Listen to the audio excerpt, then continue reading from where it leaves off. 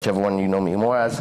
This is INC Nation. We're a movement worldwide, and this is a free lecture for everyone. So I see a lot of guys that show up consistently, and I love that. You have to take your next steps, okay? And if you're already on your next steps, then the next step is to invite somebody, okay? And because if you're showing up consistently, it means that you see value in this. Now you're faced with what I was faced with when I was like 18, I think, when I faced this. I'm 47, turning 48. So that would be 30 years ago, I faced what you're gonna face today. But that's why I'm the sensei, the one who is before you, okay? And this is the decision you have to face. If you have something in your life that gives you value, and you value it enough to put your time every day in it, put your money in it, put your energy in it, okay? Then that means that's something that you're gaining a lot from. You have people in your life that you love, that you want them to do better, okay? Here comes the big decision, to tell them about it. Now, the reason why most people don't tell other people about it is they think that those people are gonna judge negatively on what you're studying. Now, this becomes very fascinating. Because if it's something that you're gaining from and it's your values, that means that they have a problem with those two things that you gain value from and your own values. This is why you have a hard time doing it, because you're gonna have to face the truth. At some point in my life, I had to turn my back on my mom and my dad, and they're the most beautiful people I've ever met in my life. Next to a few girlfriends that I've met. They're actually quite beautiful too, soul-wise. And I had to turn my back completely to them. Didn't speak to them for 4 years, actually, okay? And knowing me, if you know me and you know how close I am to my parents, then you would know that's a big decision.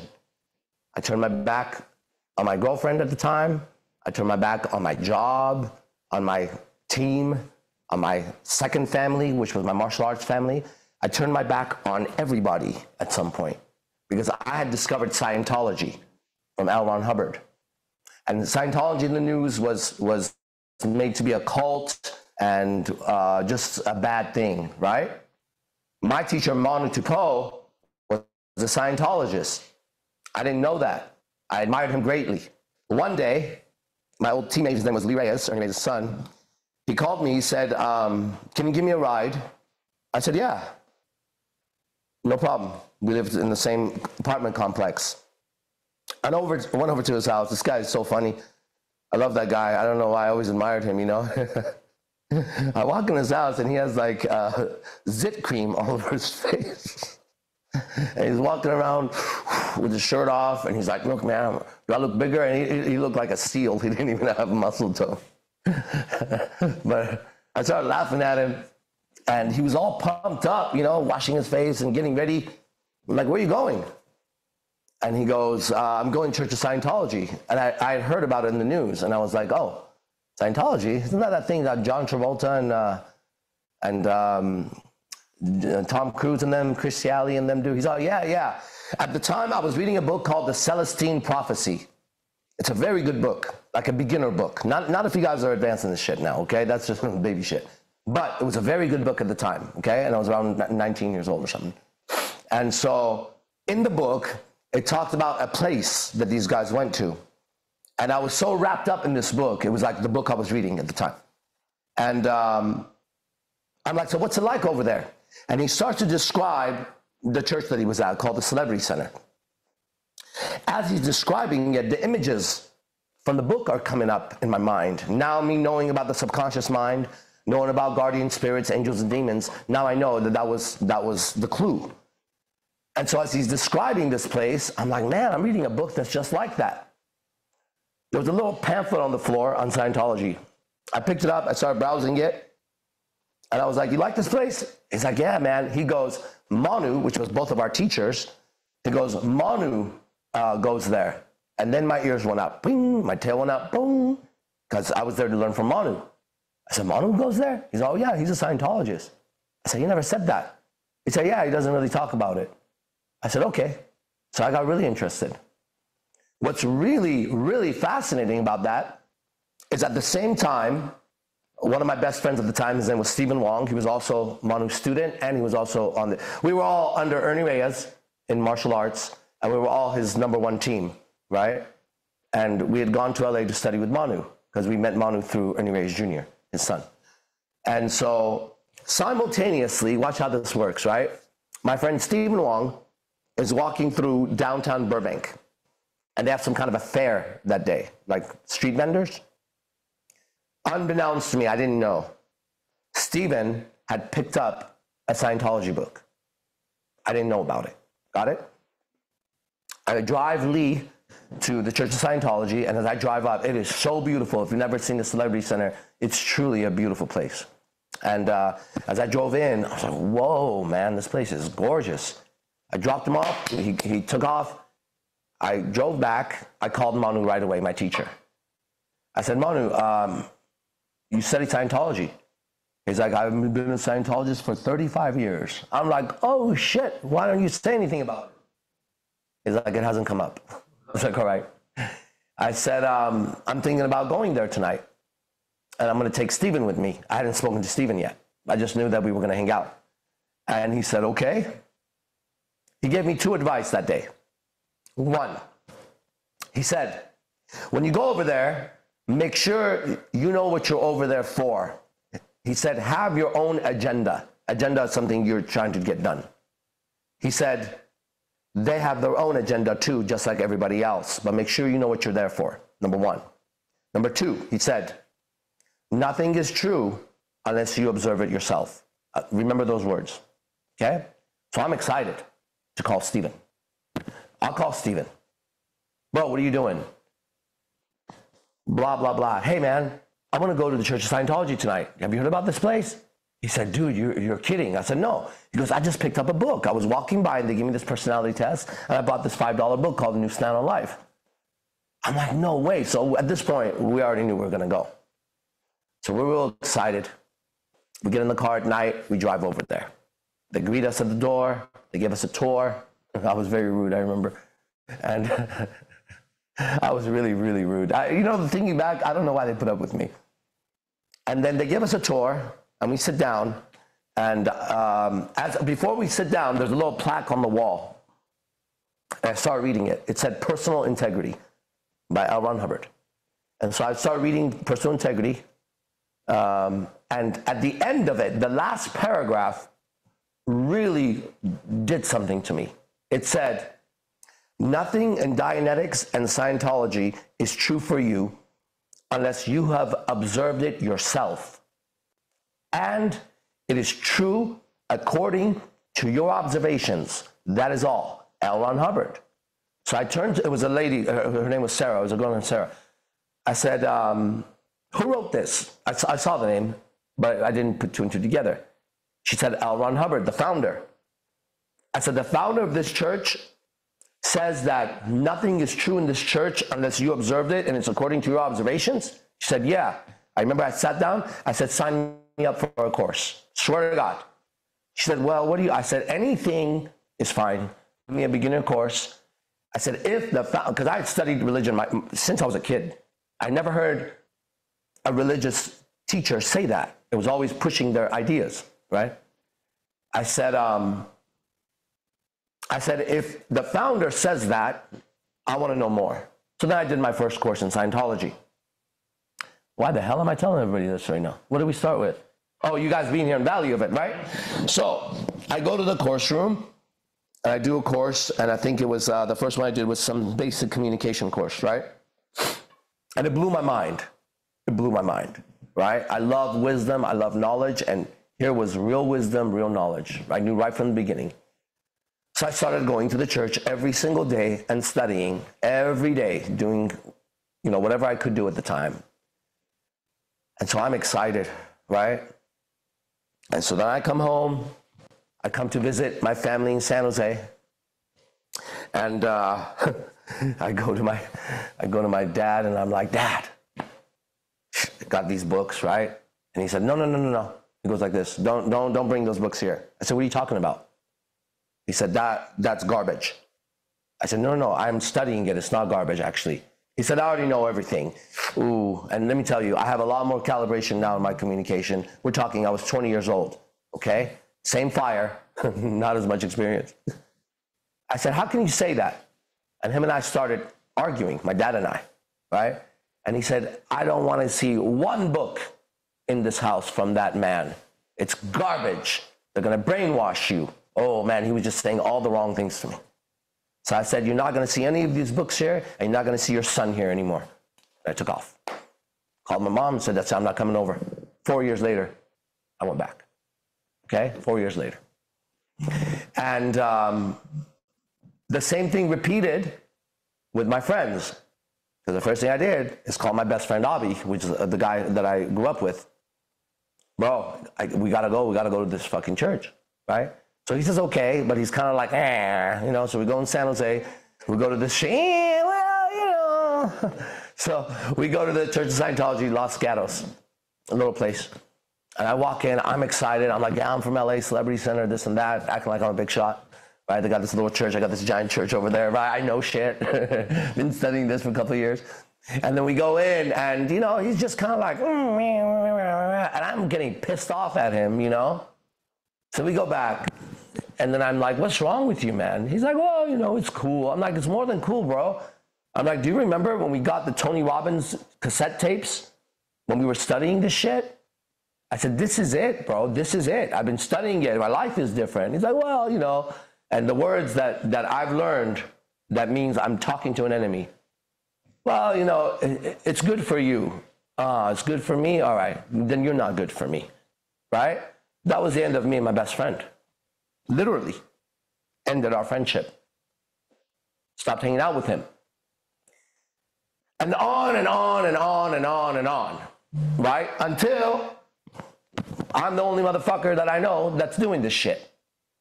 Well, guess what? Good enough for me, right? And I continued forward. And that's what happened for the rest of my life every time I came across some sort of wisdom, right? But by this time, I knew what was going on a lot more in the world. Very quickly, I started to see it. And I began to just tell everybody everything I knew, everything I studied. Not everything I knew, but everything I studied, right? And I began to pick my friends and my teams based on that, right? Because to me, I was a living proof of it, as I am of IMC Nation. My life is proof of it. My own evolution is proof of it, right? And they either had a problem with me evolving, but they had a problem evolving, or whatever the fuck their problem was. I don't fucking know. All I know is that they had a fucking problem, and I didn't want to have that problem, right? So I became an outcast again, right? Been an outcast many times in my life, right? Became an outcast again. And I dove deeper into it. I ended up going and becoming a staff member at the church. I worked there for 5 years, dedicated my life, and I studied day and night. And it was the greatest thing I ever did in my entire life. I sit here with total confidence because I know Scientology really, really well. I'm no longer allowed to go into Scientology. I left and I got kicked out simultaneously. I have a habit of leaving and getting kicked out simultaneously of places, okay? And I realized that there was a difference between the founder and the purity of what he wrote and the people that came after him who were in charge of those writings to pass it on to people.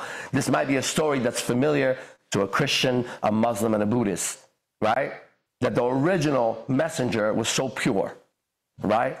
But the people that came after, they got involved with money and greed and sex and different things like that, right?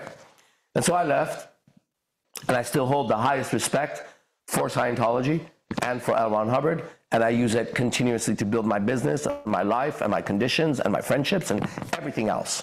So there's my little testimony of Scientology. But it brings me to this for you. Now I have a technology, it's called quantum leaping, okay? And this is what we do. And it's a transformation technology, right? You're using it, you're benefiting from it. Thank you.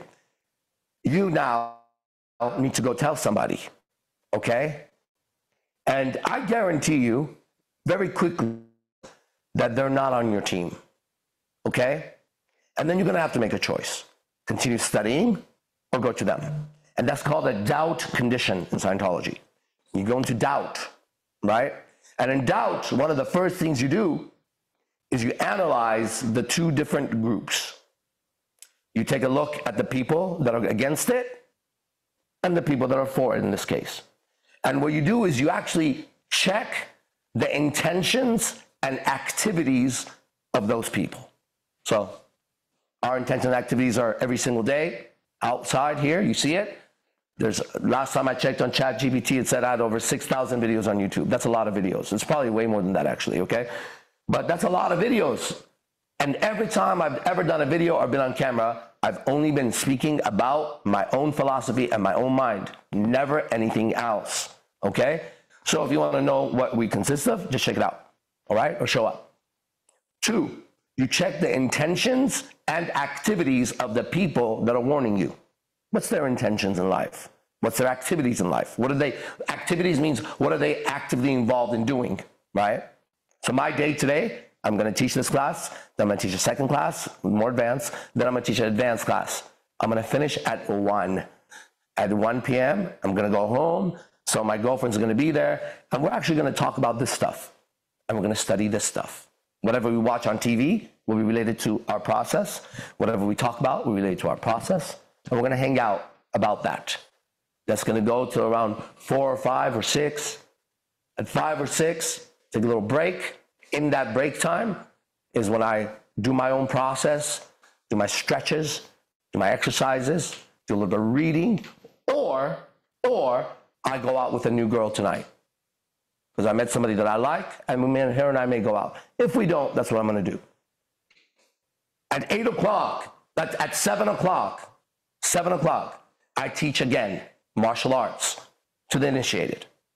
We're going to be, guess what? In our house, you can watch the video, doing martial arts, 7 to 8.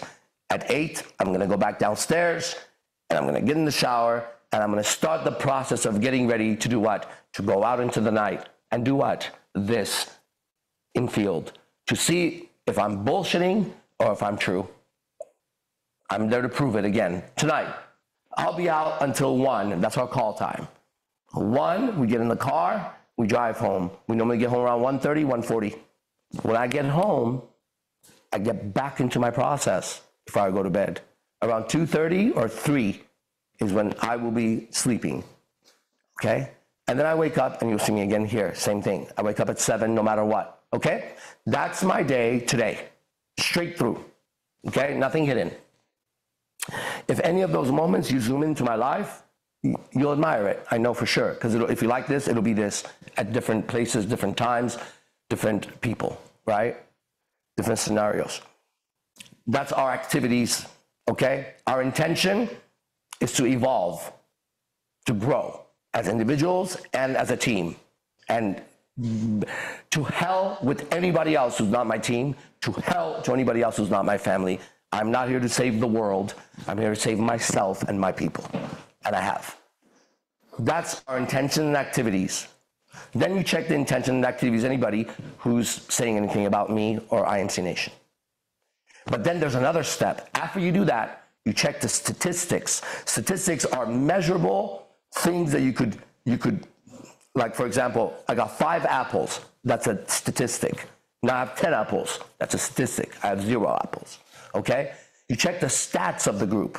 Are they doing well? Are they a climbing stock? Are they a crashing stock? You check our stats. Just like this, straight up. Okay? You check the stats of the people that are warning you. And I'll bet you they're crashing. I know this already. Okay? After you clearly see for yourself the 2 groups, you make a decision which group you belong to. Because you can't walk like this. One path goes that way, one path goes that way. And you're not going to go anywhere. Okay? You're just going to spin in circles. After you decide which group you belong to, you make an announcement publicly. Believe it or not. What's publicly mean? You go and tell anybody who needs to know, I am now part of this and no longer part of that. And that handles any doubt that you have as a formula. And I learned that from L. Ron Hubbard. So I don't stay in doubt in my life. If I'm doubting a relationship, I check the intentions and activities of the girl. I check my intentions and activities of what I'm doing.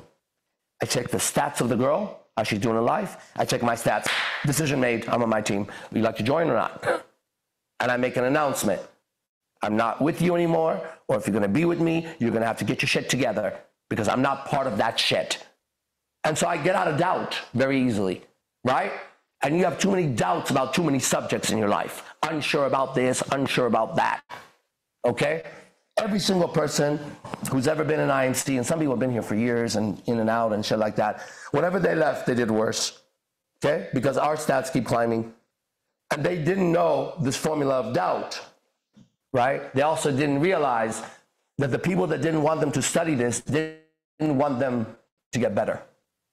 It's a fact. That's all we do, we just get better, okay? Now, getting better means to change conditions where one is, right? So, example, something I've seen with women, right? A woman studying this starts to dress more moderately, not so skimpy all the time. She starts to have some self-respect for herself, some dignity, okay? She drinks less. She doesn't go out getting trashed, right? She doesn't post pictures the same way. But she has a group of friends that she's been around for a long time.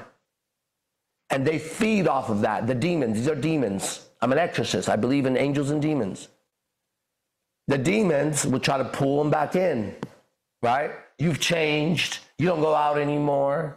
Why are you being like that, right? And I see them, this, boom, crash, okay? And then there's my women who just keep going up. You know, if you see my women, they're probably older than you, and they're much prettier than you. They're much more vibrant than you. They have everything you would ever want. Everything you would ever want, okay? Because they keep growing. And when life, the code of life is evolution. That's what we realize. That's why we're not sorry about anything we say or do, because we evolve. And evolution requires you to change. And change is going to have pain in it, right? The caterpillar turning into the butterflies, going to the cocoon and grow fucking wings out of it. Okay, the bird jumping from the tree crashes. I don't know if you know that. Just so you know, birds have to learn to fly, right? And there's a moment where the baby chick is at the edge of the fucking thing and mother takes off and lands on that branch. And the little bird's like, chirp, chirp, chirp. Mother's like, motherfucker, you better jump, right? A lot of times these birds, they crash, boom, and they get eaten, okay? Mother gets sad about it, but mother understands God better than you and I understand God, because mother is being God at that moment, right? So mother just lays another egg. I just get another girlfriend. I just get another student, another teammate, because God will keep providing for evolution. It's his code. Life evolves, okay? And so there's a jump and there's a pain and there's a fear, right? And then your wings get stronger and stronger and stronger and stronger. Eventually you're flying, and then other people are looking at you. Now I'm going to end it with a story that I learned in martial arts when I was young.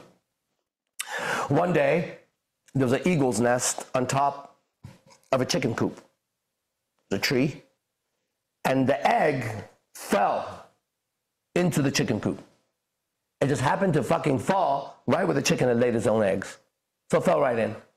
Mother chicken, being away for a minute, comes back, doesn't notice, sits on the fucking egg. One day, the eggs hatch. Well, there's a baby eagle in there and a bunch of chickens. The eagle is bigger and stronger, and as it grows up, it's taught how to be a chicken.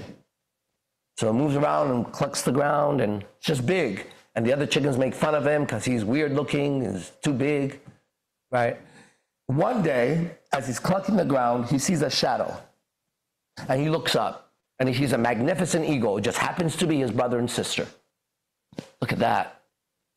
And he turns to the chicken next to him, his best friend, and he says, look at that. Can you imagine if we could fly like that? He's now an eagle. And the baby chicken says, those are eagles. Don't worry about them. We're chickens. And the baby eagle looks at the chicken. It's adolescent now. The rest of the story, I was told by the master in the martial arts. You decide whether that eagle listened to that chicken or spread his wings to get up there. That's you. We're the eagles. You're the chicken. See you in the next class, IMC Nation. Be the best, fuck the rest.